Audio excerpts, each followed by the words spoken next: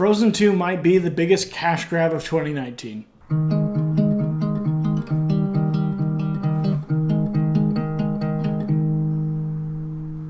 Frozen 2 is a sequel to the movie Frozen. Who would have thought? This movie was a big success. It was a huge sensation. These songs were being played everywhere. Parents were going nuts because all they had to listen to was Frozen. Well, now they get to listen to Frozen 2. Lucky for them. Before we get into my thoughts on Frozen 2, just a background on what I thought of Frozen 1. I didn't really love it. I thought that it didn't really have a solid direction for most of the movie. There wasn't a main antagonist until the very end. They kind of shoehorned someone into that position. But generally, I just felt like the movie was kind of aimless. The songs were well written, although they don't really have the normal Disney moral message. The main song, Let It Go, kind of talks all about being an individual and just following your heart about like whatever that entails, which isn't a very positive message to tell children.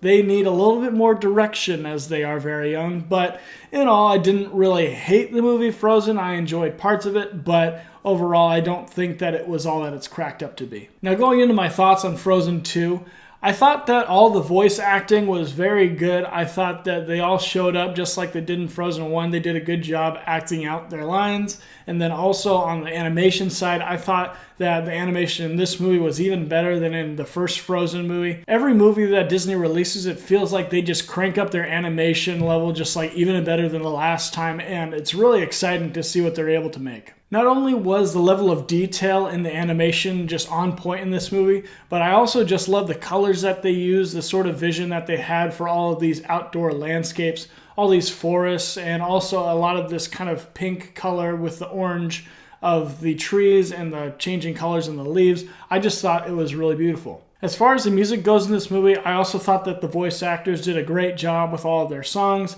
That all sounded great. I mean, they are very talented singers and they did a good job with it. I do think that a lot of these songs are going to be out of range for your little kids out there, so I'm sorry for all of you. Unfortunately, those are the only things I actually enjoyed in Frozen 2. If you're a person who is just head over heels for Disney movies, or that you just love the first Frozen movie, you can't get enough of it, I think that you're going to have a great time with Frozen 2, and I don't really want to rain on your parade, but here are all the things that I didn't enjoy in Frozen 2. The biggest flaw in Frozen 2 is that it just has way too much story that it knows what to do with. There are many things that they can't really deliver on because they're off trying to figure out something else that they also put into this movie, and it's just not as efficient as it should be. This movie just feels like it's going from exposition piece to exposition piece to exposition piece with songs in between those that are also exposition pieces. And what an exposition piece is just a part of the movie where they're just kind of over-explaining something. Exposition is a normal thing to have in a movie. A lot of times when there's a character that's kind of brought into a setting, usually the main character,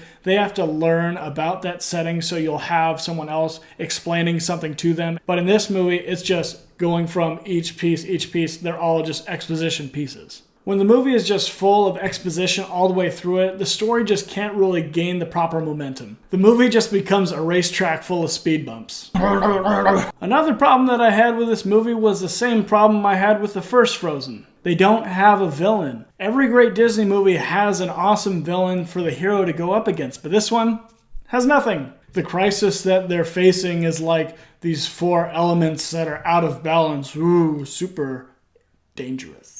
Another issue that I had with this movie was the relationship between Anna, Elsa, and Kristoff. In the first Frozen, they very intentionally left out the romance between Kristoff and Anna at the very end. They tried to emphasize the relationship between Anna and Elsa being kind of the act of true love that saves them at the end. And in this movie, they carry that over again. They tried to emphasize that these princesses don't need men to save them. Really, that's never what Disney romances have actually been about. They've been more about these two people coming together and trying to fight through some sort of great evil and trying to overcome it, and the only way that they can do that is together, which is a positive message. They just really go out of their way to belittle the relationship between these two characters, which is just really weird. They just kind of really want to make it a point that this woman does not need this man, and to me, I'm just like, Well, then why is she in a relationship with this guy anyways? Just take him out. It doesn't need to be there, I guess. It would make Anna a lot more likable to not have Kristoff there just being a blatant, just shoved to the side character. They never try to resolve it or even say that it's kind of a character flaw when it seems to me like that it's blatantly a character flaw. Kristoff wants to move their relationship, or his relationship with Anna, forward,